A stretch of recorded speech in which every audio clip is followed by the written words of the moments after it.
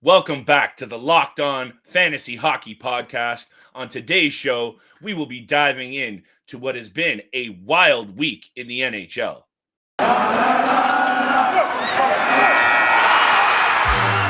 You're Locked On Fantasy Hockey, your daily podcast on fantasy hockey. Part of the Locked On Podcast Network, your team every day.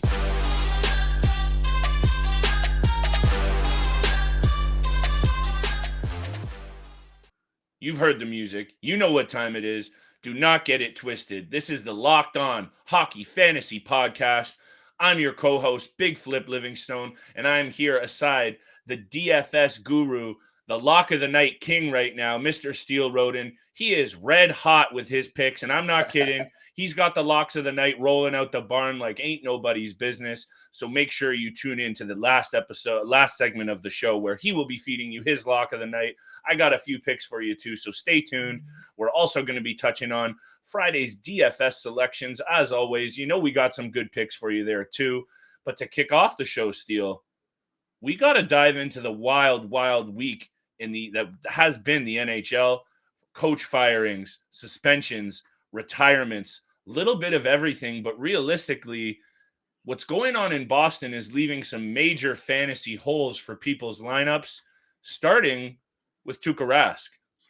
Yeah, it's where the majority of the news is coming from this week out of Boston.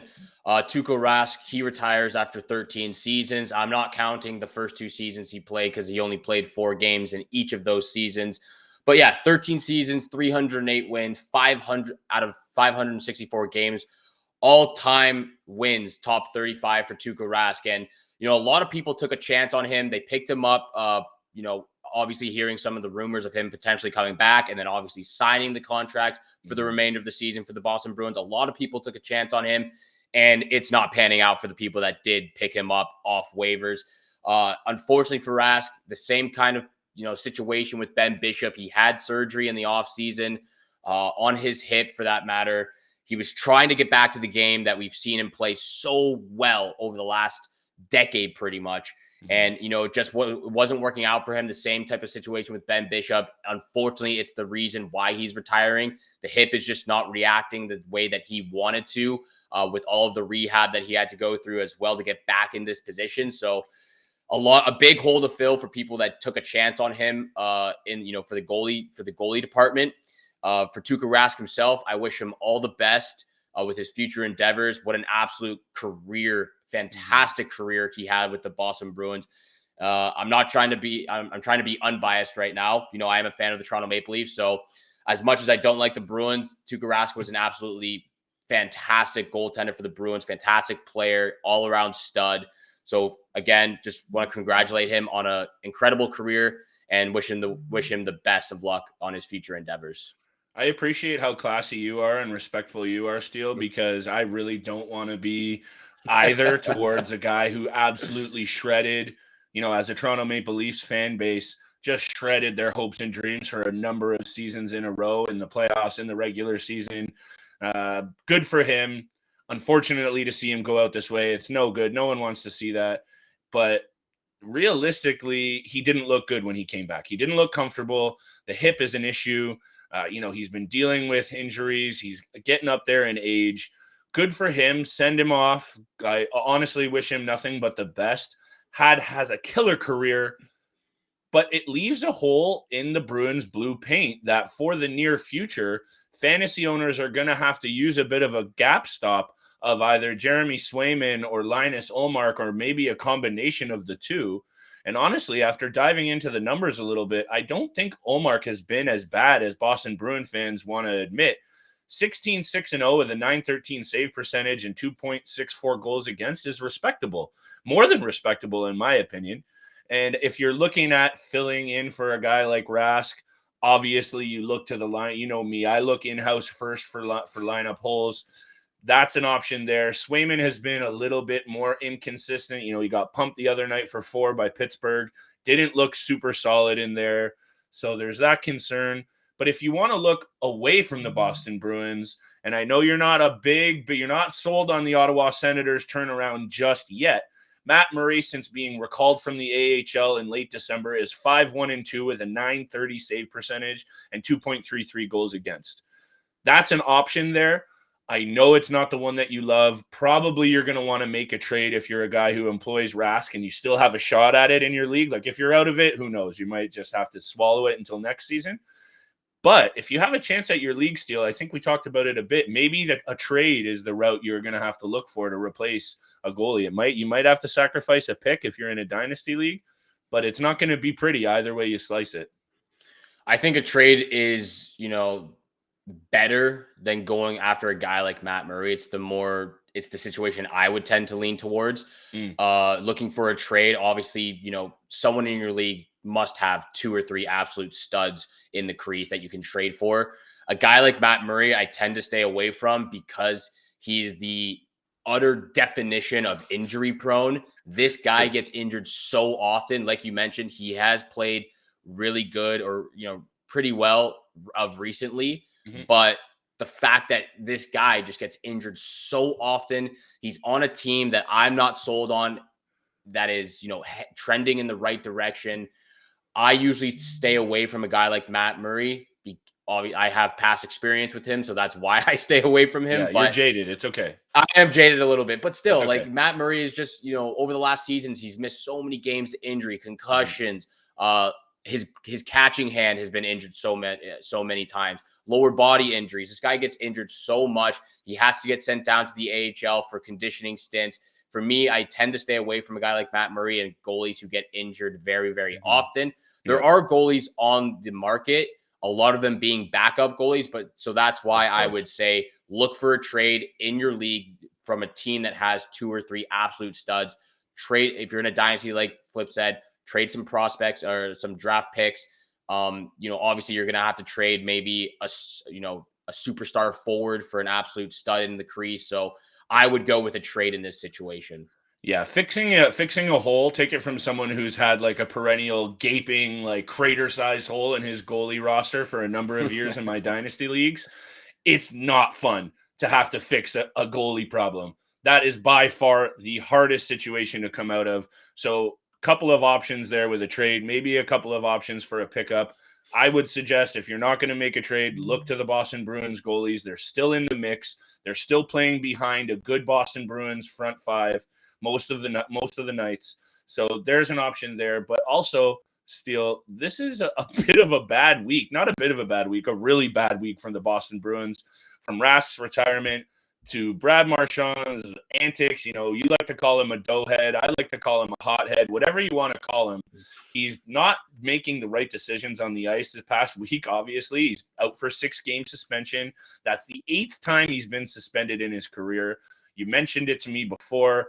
This is kind of what you get with Brad Marchand from the fantasy perspective. But as you mentioned as well, and I want to give you credit for this is a really tricky situation to replace because you can't just slot him on the IR. You can't just stick him down on your injured reserve. And you might have to either, take a risk on a guy and replace him, or he's going to have to just sit there and take up space so that no one else in your league picks him up. Steele, what do you think about that, pal? It is a sticky situation because obviously you don't want to drop a guy like Brad Marchand because someone will easily pick him up without hesitation. Within the first minute he hits the free agent market, someone's picking him up. So for me, if it were me in this situation, I would leave him on my bench. I would try to fill the holes some other type of way, but I would not drop a guy like Brad Marchand. But like I mentioned before, this is the type of player you get when you draft Brad Marchand. You're going to get 80+ points in a season. Absolute stud offensively. We already know this. But he is this type of player, a guy like Tom Wilson, who's going to get suspended a lot, who's going to, show a lot of these antics to his opponents, which put him in this situation. Like you said, he's been suspended 8 times, which is the most in NHL history. He's lost $1.5 million from fines and suspensions. And like I said before, obviously NHL players don't make chump change, but compared to NBA and NFL players, that's a lot of money, $1.5 million. So again, a guy like Marchand, he's out of the lineup for 6 games, which is probably going to be out for 2 weeks, depending on what the Boston Bruins schedule is. They usually play 3 games a week. as well as we can't forget Patrice Bergeron's out with injury as well. So it's a tough week for the Boston Bruins, especially with the Detroit Red Wings trying to make a push for that last playoff spot. It's funny that you mentioned their schedule. 3 of their next 6 games. How about the Carolina Hurricanes, New York Rangers, and Colorado Avalanche rolling into town?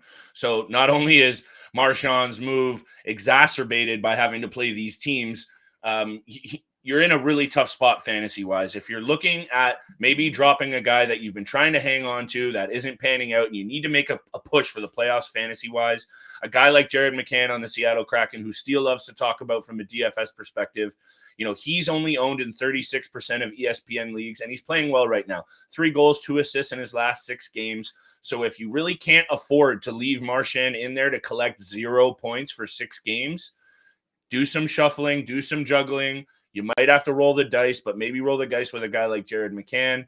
I mentioned Matt Boldy before, 20% of rostered leagues. He's playing well of late. But realistically, the Boston Bruins are in tough over the next little while. And, they're going to need a shot of energy from somewhere. Where you can find a shot of energy, though, is Built Bars. They are covered in 100% real chocolate. My boy Steele, he's a fiend for that 100% real chocolate. He's got Built Bars coming out of everywhere. He loves the low-calorie, high-protein. You replace the candy bars with these, don't you, Steele? They're just better. A typical candy bar can be anywhere from 200 to 300 calories. You don't want that. Go to Built.com, scroll down to the macros chart. You'll be blown away. High protein, low cal, high fiber, low carb. Honestly, what else do you want? Most Built Bars contain only 130 calories. Compare that to a candy bar, which has over 240 on average. And honestly, ain't nobody got time for that. But what we do have time for is the delicious Built Bar flavors. Mint brownie, coconut almond, and Steele's favorite, the new one of the month, white chocolate cookies and cream. They're delicious, and there's new flavors coming out all the time. At Built Bar, they're all about the taste. They make it taste delicious first and then figure out how to make it healthy after that. I don't know how, but they pull it off every single time. Go to Built.com, use the promo code LOCKED15, get 15% off. Thank us later. For my boy Steele, I'm going to repeat it one more time. Go to Built.com, use promo code LOCKED15, and get 15% off. Thanks again so much, everyone, for making Locked On Fantasy Hockey your first listen every single day. We are here for you Monday to Friday across all platforms you find your favorite content. But make sure to check out Olympic Daily Hockey. Make it your second listen, presented by Locked On NHL. It's a bonus podcast covering all action in Beijing. You can find it on the Locked On NHL podcast feed. And just like us, it is free wherever you get your podcasts. Steele, brother, it is your time to shine. As much as you've been putting me to shame on the picks front, I'm loving what you're doing DFS-wise. We're feeling it right now. I'm hoping the listeners out there are really just cluing in on this because, I know I've been gassing you up a bit, but we're starting to hit our stride, especially you, my friend. So props due. Let's hear what you got for Friday night's mini 4-game board, right? So this part of the show is going to be a little shorter than usual, but that doesn't mean it's not going to be any less filled with winners. So make sure you get the volume jacked up, put the noise canceling headphones on, and let's tap in. All right, Steele? Yeah, the kid's absolutely hot, so I'm going to continue rolling with the picks that I've had over the last couple of weeks. You've been hyping me up. I got to hype myself up because I've been doing a lot better than I thought I was. And, I've been absolutely rolling with the picks right here. So DFS segment, only 4 games on the schedule, like you said, Flip. And I've mentioned these guys before. I'm sticking with the Dallas Stars versus the Winnipeg Jets. That top line has been absolutely absurd offensively. Super, super fantastic for the Dallas Stars. So I'm sticking with Rupe Hintz and Jason Robertson on that top line. 2 goals from Robertson and 2 points from Hintz in that 4-3 win over the Nashville Predators Wednesday night. So I'm sticking with those top guys. You can actually find some great value with the guys on the second line as well, like Tyler Seguin, even Jamie Benn. Those guys have been struggling recently, so their price is definitely going to be a lot lower. Find some great value. And with Jamie Benn, who's been having one of the worst years of his career so far, He's going to continue to hit people. He's going to continue to put shots on net. So he's still going to continue to put points up, but he's still trying to find those opportunities to get himself on the board. So I'm going to, pick him as well for some great depth value. And then the second game of the night for Friday is the Anaheim Ducks versus the Seattle Kraken. Now, I usually tend to go with the guys on the top line of the Seattle Kraken. Like Flip mentioned, I love Jared McCann. He's been absolutely fantastic this season. Yes, sir. But in this case, I'm going with the Anaheim Ducks. Whoa. Trevor Zegras, Ricard Raquel, John Gibson, even tossing Jamie Drysdale on the back end. I'm going heavy with the Anaheim Ducks. I think they're going to continue rolling in the right direction to start the second half of the season.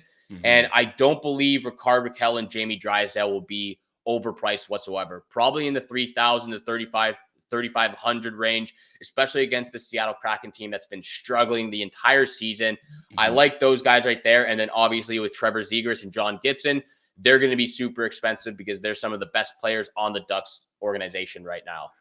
Yeah, the Ducks have one of those rosters that, there's a couple of pieces there that are starting to look really intriguing. I watched the game, Germany-Canada, the Olympic game. They also have Mason McTavish, a 19-year-old kid playing in the OHL still. He was a third overall draft pick. He's looking great on the Olympic ice. So the Ducks might be a team to keep your eye on just in general. DFS, Dynasty, keep your eyes on some of the young players on the Ducks. Steele mentioned them. For value, look down the Ducks lineup on Friday night to two guys who you can definitely get at bargain prices who play a lot of power play minutes on the blue line for the Ducks in Cam Fowler and Kevin Shattenkirk. Shattenkirk's turned back the clock this year offensively. He's having a great season. These are two guys that, sure, they're not every game point producers, but they can definitely chip in on the power play. They get a ton of PP1 time, and those would be two guys if you're looking for some blue line help, you're looking for some cheap options for offensively on the Ducks. I could see the Ducks laying a beat down on the Kraken. I'll get to that next, but I like these picks, Steele. Yeah, like I said, there's only 4 games on the schedule, and the other 2 matchups are the New York Islanders versus the Edmonton Oilers.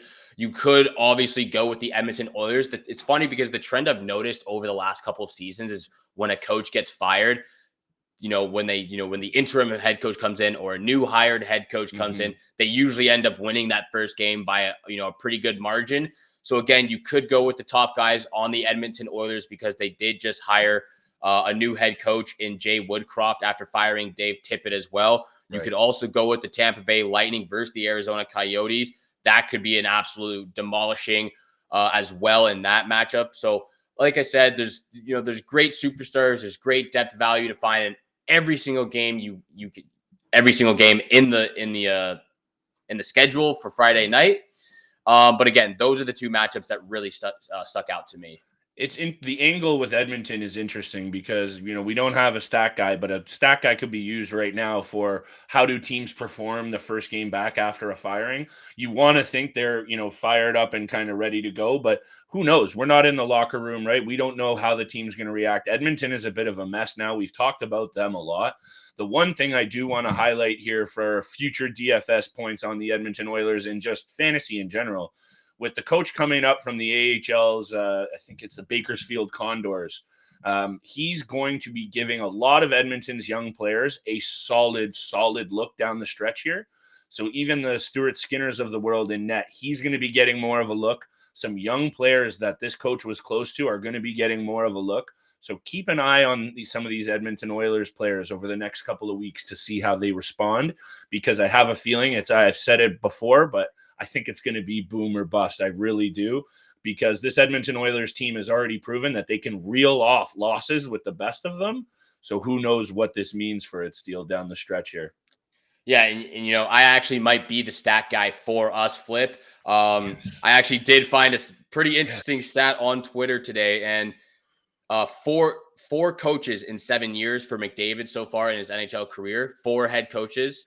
Jeez. And then it gets worse. Ryan Nugent-Hopkins has had 12 head coaches in 11 years. What? So, yeah. Hold on. Ryan Nugent-Hopkins has had 12 head coaches in how many years? 12 head coaches or 12. Yeah, he's on his 12th coach in 11 years for Edmonton. Ryan Nugent-Hopkins. So hey, hashtag Edmonton Oilers, figure it out. Holy crow. Yeah. they obviously can't get it right for No. those talented players they have up front. So, obviously it's not just the players' fault for being so bad over the last couple seasons and not getting deep into the playoffs. It's obviously the head coaching jobs as well. It's obviously the general manager's fault. It's everyone's fault in Edmonton. Let's just put the blame on everybody in Edmonton. So, Flip, I will be the stat guy for us. And if I'm not the stat guy, get your stats on betonline.net. BetOnline has you covered this season with more props and odds and lines than ever before as football continues into this weekend for the Super Bowl, for the big game. So make sure you check it out on there. But it's not just football. BetOnline has up to the minute info on pro and college hoops, NHL, boxing, UFC, along with live real-time updates of current games. BetOnline, it's where the game starts.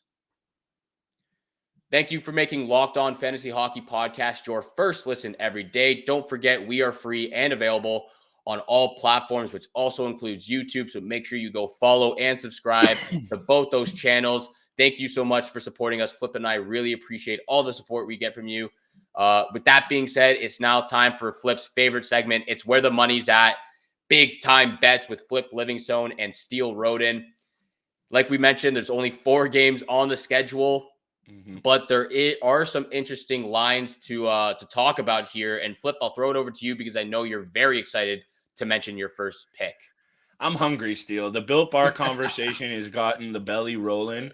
But I'm hungry for a winner. I've been taking L's on the chin aggressively. Wednesday's picks were not pretty. Thank goodness Steele is keeping this life raft afloat. Shout out to you again. I'm going to turn it around in a hurry, though. I'm still picking at over 50%, so hang in with your boy here. Friday night, mini board. I'm going right back to the Anaheim Ducks Seattle Kraken game. Sue me for taking a home favorite. I need to get back on the winning board. The Anaheim Ducks, we've talked about how sneaky good they've been. They're in the mix for the Pacific Crown. I think they need to start getting some more credit than they're getting. They've also faced the Kraken twice this year. You know me, when it comes to trends. They've also beat the pants off them in their 2 games. 4-1 convincing, 7-4 convincing. There was 2 late goals there. It could have been a really crooked performance in their second game. Seattle just doesn't play well away from home. They're only 6 wins away from home this year. They're one of the worst road teams in the league. And not like this means too much, but in their last 15 games against the Western Conference, they have 2 wins. So they're not liking that West Coast cooking. They're not liking the Western Conference cooking. I'm not overthinking this one. Ducks money line minus 150 gets me back in the win column. I'll throw it back over to you for a pick or two before I finish with my second favorite and lock of the night, would actually both come from the same game. So, Steele, what are you feeling for Friday's mini 4-game amuse-bouche to Saturday? I like your Anaheim Ducks pick there. That's exactly why I stayed away from the Seattle Kraken players in the DFS selections there. So, Right. Like you said, they're terrible on the road this season. So I'm sticking with the Anaheim Ducks for DFS. And you mentioned it. Your boy's red hot right now. I've been on fire this entire week, even the last 2 weeks. Perfect 3 for 3, even 2 for 3 this entire week as well. So I'm going to test myself a little bit. I'm going a little different route because it is only 4 games on the schedule. My first pick is the Edmonton Oilers puck line versus the Islanders. That is my first pick of the night. And like I said, it always trends in the direction of when a new coach comes into an organization as the head coach, that team usually ends up winning and by a significant margin. So I'm going to test my luck here. I'm going to test my skill and my expertise. I'm going with the Edmonton Oilers puck line versus the New York Islanders. I like it, Steele. Hit me with one more. Hit me with your next one. What else you got? Second one, like I've mentioned, I'm going to keep the ball rolling with the Dallas Stars here. Anytime assist from Rupe Hintz versus the Winnipeg Jets. Okay. Like I've mentioned, this guy over the last 7 to 8 games has 14 points. He's been absolutely rolling for the Dallas Stars. That entire top line for that fact has been absolutely rolling. Jason Robertson, Rupe Hintz, Joe Pavelski has slowed down a little bit, but I would expect him to continue to get back on the right track in this game against the Winnipeg Jets. For me, I'm going with anytime assist from Rupe Hintz. And you know what? I'll throw my last pick of the night. This one should be fairly easy. Tampa Bay Lightning puck line against the Arizona Coyotes. I'm very, very hopeful that Andrei Vasilevskiy is in net, but if he's not, I still have trust in their backup goaltender because they have so many superstars on the on the flip. Don't do that to me. Don't do that to me. Hey, I'm throwing the thumbs down. I'm throwing the thumbs down. I have faith in Brian Elliott as their backup goaltender. They have too many stars up front. They have absolute studs on the blue line as well. And against this Arizona Coyotes team, which is one of the worst teams in the NHL alongside the Seattle Kraken and Montreal Canadiens, I'm taking the Tampa Bay on the puck line as well. So I'm testing myself, Flip. I'm testing myself. You are testing yourself, and I've given you all the credit, and you deserve it. But I'm not liking this spot for the Tampa Bay Lightning. Also, I don't know where you were looking at your lines, but I saw a puck line all the way at -2 for the Tampa Bay Lightning today.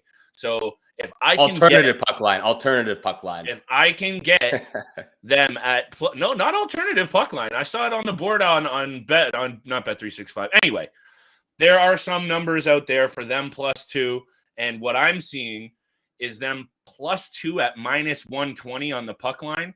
I'm taking that all day long in a situation where they're coming off a big game Thursday night against the Colorado Avalanche. You know Andrei Vasilevskiy's in the cage Thursday night. He might play back-to-back for sure. That could be something that could happen and kind of pooch my angle here. But for now, it's projected that it's doo-doo Brian Elliott. He should have retired by now. I'm not feeling that angle at all.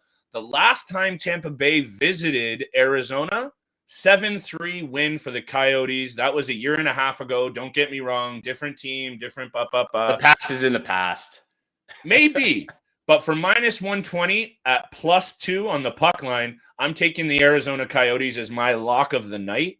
That's my lock of the night. We're going to get a side bet graphic up going because we've gotten some good side bet action between me and Steele. He's going Tampa -1.5. I'm going the other way.